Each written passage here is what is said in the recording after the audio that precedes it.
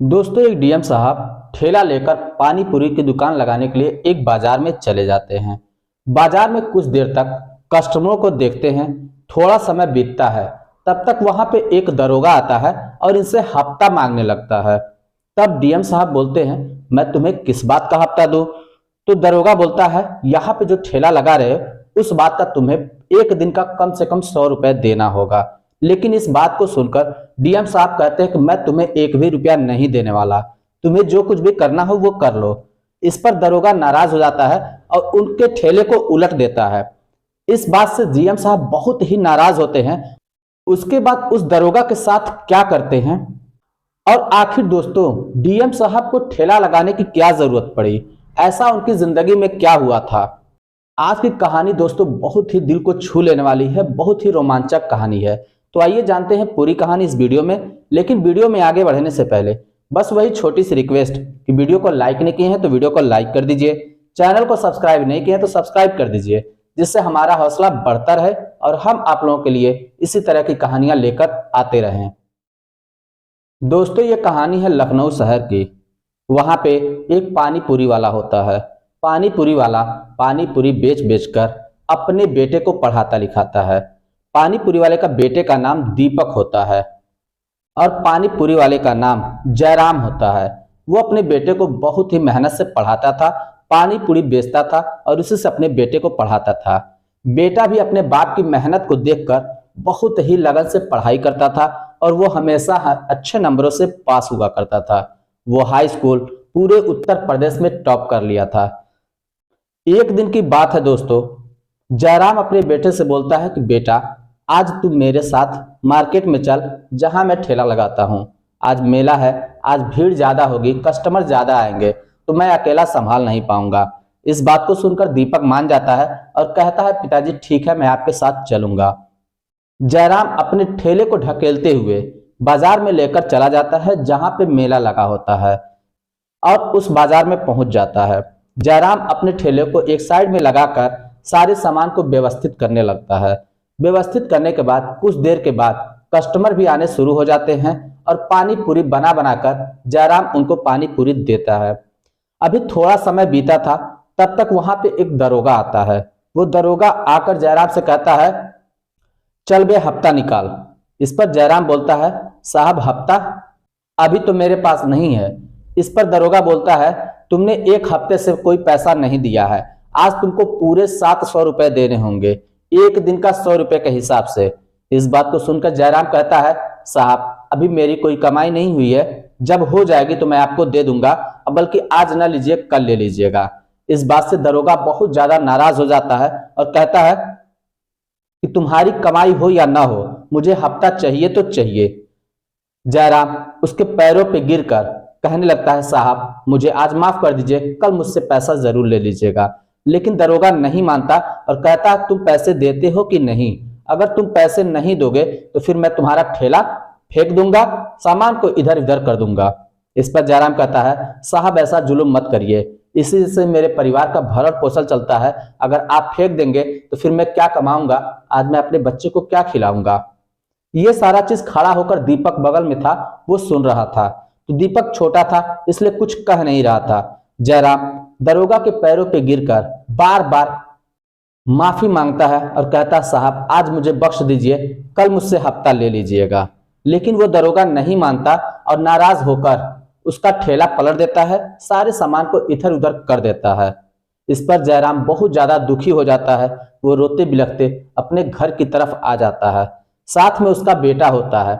जब जयराम घर पे आता है तो घर पे आकर खाना खाने के बाद सो जाता है। अब इस बात को सोच सोचकर जयराम बहुत दुखित हो रहा था और रात में जब सोया था तो उसको अचानक में हार्ट अटैक आ जाता है और उसकी तबीयत इतनी ज्यादा सीरियस हो जाती है। जब सुबह होता है उसकी पत्नी उसे जगाने जाती है तो वो नहीं जगता। इस पर जो दीपक होता है वो बहुत ही ज्यादा हैरान हो जाता है और वो भागा भागा डॉक्टर के पास जाता है, डॉक्टर को लेकर आता है। डॉक्टर जब चेकअप करता है तो कहता है, ये तो दुनिया छोड़कर जा चुके हैं, अब इनका दवा इलाज करने से कोई भी फायदा नहीं। अब ये बात दीपक के दिल दिमाग में बैठ जाती है। उसको इतना ज्यादा सदमा लगता है कि वो अपने दिल ही दिल में ठान लेता है कि जब मैं कोई बड़ा अधिकारी बन जाऊंगा तो ये सारा चीज मैं खत्म कर दूंगा। वो अपने पिता का दाह संस्कार करता है और उसके बाद दिन रात बस एक कोने में बैठकर सोचता है कि ऐसा मैं क्या करूं जिसकी वजह से मैं ये सारा चीज खत्म कर पाऊं, ताकि मेरे पिता को जिस तरह से हार्ट अटैक आया है, सदमा लगा है, इस तरीके से किसी और घर परिवार में ना हो। क्योंकि बहुत से मिडिल फैमिली के क्लास के हैं जो दिन का कमाते हैं, उसी से अपने परिवार का भरण पोषण करते हैं, उसी की वजह से उनके घर का चूल्हा जलता है। दीपक को कुछ समझ में नहीं आता तो वो अपने दोस्तों से बात करता है तो उसके दोस्त बोलते हैं, देखो जिले का एक ऐसा बहुत बड़ा पद होता है जिसके अंदर सारे दरोगा काम करते हैं, जिसके अंदर सारे पुलिस वाले काम करते हैं, उससे बड़ा पद कोई जिले में हो ही नहीं सकता। और डीएम को एक सरकारी आवास मिलता है, नौकर चाकर मिलते हैं, सब कुछ मिलता है और उसके अधिकार क्षेत्र में पूरा जिला होता है। इस बात को सुनकर दीपक के दिमाग में यह बात बैठ जाती है, मैं भी बड़ा होकर डीएम ही बनूंगा। लेकिन वो सोचता है कि आगे की पढ़ाई मैं कैसे करूंगा, मेरे पिता का तो देहांत हो गया है, अब मेरे पास वो पैसे भी नहीं है। ये बात आकर वो अपनी माँ से बताता है तो माँ कहती है, बेटा तू चिंता मत कर, तेरे बापू की भी यही इच्छा थी कि तू पढ़ लिख कर एक बड़ा अफसर बने और उनका नाम रोशन करे। तू घबरा मत, मेरे पास जो भी जमीन बची है उसको मैं थोड़ा थोड़ा करके बेच देती हूँ, तुम आगे की पढ़ाई करो। इस बात को सुनकर दीपक बहुत खुश हो जाता है और वो आगे की पढ़ाई करने लगता है। दोस्तों, जब वो इंटर का एग्जाम देता है उस समय भी बहुत ही अच्छे नंबरों से पूरे यूपी में टॉप करता है, क्योंकि उसके दिमाग में यही बात बैठा था कि मैं अपने पिता का बदला जरूर लूंगा, मैं अपने पिता का सपना जरूर पूरा करूंगा और यह हफ्ता वसूली और कोई भी गलत काम नहीं होने दूंगा। उसको ये बात अंदर ही अंदर खाए जा रहे थे, इसी वजह से वो पूरा दिल जान लगाकर पढ़ाई करता था और अच्छे नंबरों से पास हुआ करता था। जब उसकी इंटर कंप्लीट हो जाती है तब उसको आगे की पढ़ाई के लिए शहर जाना पड़ता है, तो दोस्तों वो दिल्ली निकल जाता है। दिल्ली में मुखर्जी नगर में जाकर वो पढ़ाई करता है, वहां पे वो बैचलर डिग्री कंप्लीट करता है, वहां पे उसका ग्रेजुएशन कंप्लीट हो जाता है। ग्रेजुएशन कंप्लीट होने के बाद फिर वो यूपीएससी की तैयारी करना शुरू कर देता है। 3 साल की कड़ी मेहनत के बाद आखिरकार वो यूपीएससी क्लियर कर ही लेता है। दोस्तों, इस बीच में उसे बहुत ज्यादा परेशानियों का सामना करना पड़ा था। आप सोच भी सकते हैं कि एक मिडिल क्लास फैमिली का लड़का और जिसके सर पे बाप का साया ना हो, वो किस तरीके से आगे की पढ़ाई कर रहा है। बस उसका एक दृढ़ निश्चय था कि मुझे कोई ना कोई बड़ा अफसर बनना ही बनना है, उसने मन में ठान लिया था। दोस्तों, ऐसे बहुत से लोग होते हैं जो मन में तो ठान लेते हैं, लेकिन कुछ समय के बाद जाकर वो किसी गलत संगत में पड़ जाते हैं, या किसी लड़कियों के चक्कर में पड़ जाते हैं, या फिर कोई गलत रास्ता अपना लेते हैं, या कुछ समय चलने के बाद फिर वो चीज को छोड़ देते हैं। मगर दीपक ऐसा नहीं था। दीपक ने जो मन में ठाना था उसे कर दिखाने का हौसला उसका बुलंद था और वो दृढ़ निश्चय से एकदम तैयार था। वो हर हाल में उससे हासिल करना ही चाहता था और अंततः वो हासिल कर भी लेता है। दोस्तों, जब उसका यूपीएससी का एग्जाम क्लियर हो जाता है फिर वो ट्रेनिंग के लिए चला जाता है। जब उसकी ट्रेनिंग कंप्लीट हो जाती है उसके बाद संजोग की बात यह है कि उसकी पहली पोस्टिंग जो होती है वो लखनऊ शहर में ही मिलती है। लखनऊ में जाकर वो अपने कार्यभार को संभालने लगता है। वहां पे जब उसकी माँ मिलती है, उसकी माँ जानती है कि मेरा बेटा डीएम बन चुका है, तो बहुत ही खुश होती है और कहती है, बेटा आज तुमने अपने बापू का सपना पूरा कर डाला, जुग जुग जियो मेरे लाल। इस तरह से उसकी माता आशीर्वाद देती हैं। दीपक बहुत ही मेहनत से काम करता है, बहुत ही लगन से काम करता है और कानून का बहुत ही सख्ती से पालन भी करता है और लोगों से पालन कराता भी है। अगर कोई भी कानून का उल्लंघन करता है उसे वो बख्शता नहीं है। एक दिन की बात है दोस्तों, दीपक उसी बाजार में फिर पहुंच जाता है और जाने के बाद लोगों से वो मिलने लगता है, मिलजुल कर उनका हालचाल पूछता है। उसके बाद कहता है, ये बताओ क्या आज भी तुम लोग हफ्ता देते हो? क्या आज भी वो दरोगा यहाँ पे आता है? तो सभी ने कहा, हाँ आज भी वो यहाँ पे आता है और उसी तरह से हफ्ता मांगता है।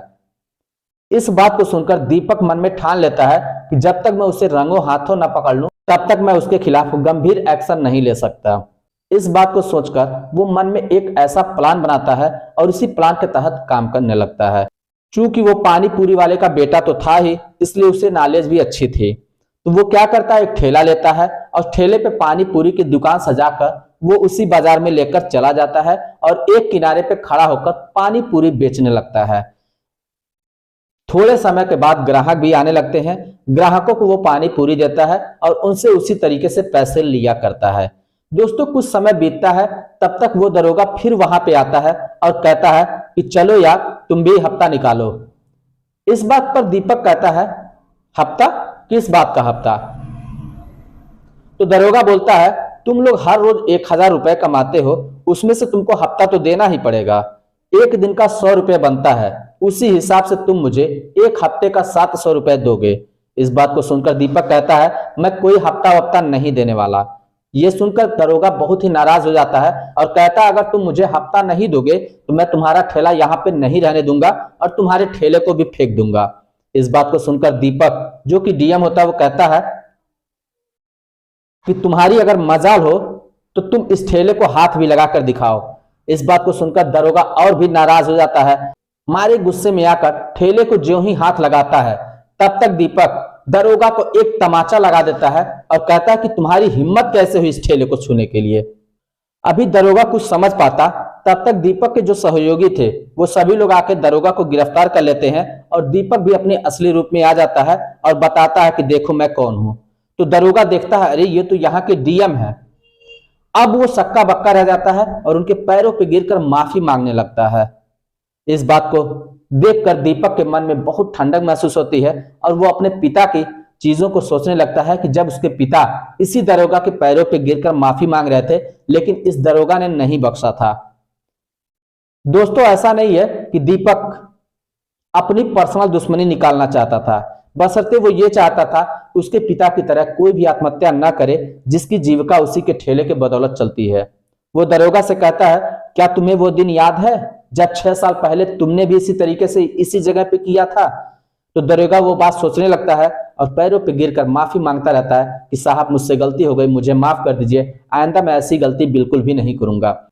लेकिन दीपक उसकी एक भी बात नहीं सुनता और दरोगा को मुंह पे कालिख लगाकर पूरे बाजार भर घुमाता है और सबसे यही कहता है कि देखो आज के बाद तुम लोग अपना कमाओ खाओ, किसी को भी हफ्ता देने की जरूरत नहीं है।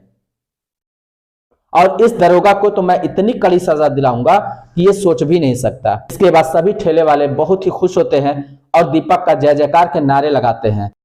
अब दीपक का नाम पूरे शहर में फैल चुका था कि दीपक एक बहुत ही ईमानदार डीएम है, जो कि कभी भी कानून व्यवस्था को उथल पुथल नहीं होने देता। तो दोस्तों आप क्या कहना चाहेंगे दीपक के बारे में, जो कि एक गरीब फैमिली से होकर एक पिता का साया ना हुआ फिर भी पढ़ लिख कर डीएम बना, उसके बाद वो आज भी भ्रष्ट लोगों के खिलाफ ही काम करता रहता है। दोस्तों इस कहानी को सुनाने का मेरा उद्देश्य यह था किसी के दिल को ठेस नहीं पहुंचाना। बस इस कहानी से आप लोग कुछ सीखिए कि ताकि अगर दृढ़ निश्चय हो तो कुछ भी पॉसिबल है, तो कुछ भी असंभव नहीं है। हर मंजिल को हासिल किया जा सकता है, बस आपका इरादा नेक होना चाहिए और मेहनत और लगन से पढ़ाई करके आगे किसी मुकाम को हासिल करने की आपके अंदर लगन होनी जरूरी है। बस दोस्तों आज की वीडियो में इतना ही था, मिलते हैं नेक्स्ट वीडियो में, तब तक के लिए जय हिंद।